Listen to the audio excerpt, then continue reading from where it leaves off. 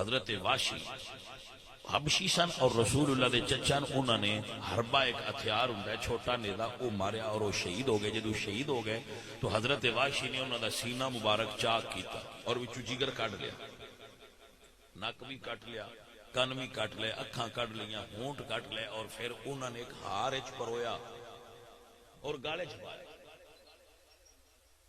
حضرت سمجھ آئی آپ؟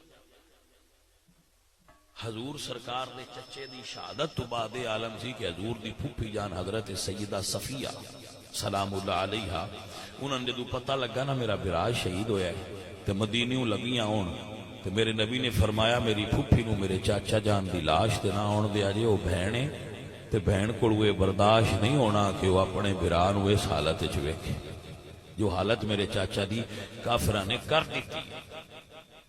یہ جنگ احد دا واقعہ. پھر مکہ فتح ہویا. وہ حضرت واشی جنہ لالچ دی وجہ تو حضرت نو شہید کیتا امیر حمزہ نے, وہ نس گئے. جدو مکہ فتح ہویا تو نس گئے. تو جتھے نس کے گئے سن اٹھ کسے دسیا تو ایویں نسیا ہے حضور تے معاف کر چھڑ دے. اس آخیا بھائی کہن والیا حضور واقعی معاف کر چھڑ دین پر تین میرے جرم دا نہیں پتا. میں صدقے جاواں اس بندے تو اس آخیا بھائی مینوں تیرے جرم دا نہیں پتا پر لگدا ہے تینوں میرے نبی دی رحمت دا نہیں پتا.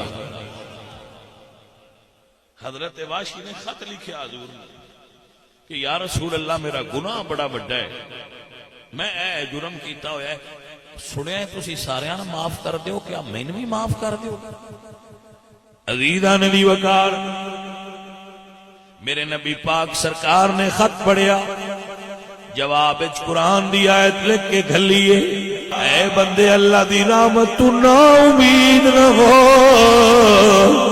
اے واشی تو میرے چاچا جان شہید کیتا ہے پر جے آ کے کلمہ پڑھ لوے محمد تینوں بھی معاف کر دے گا.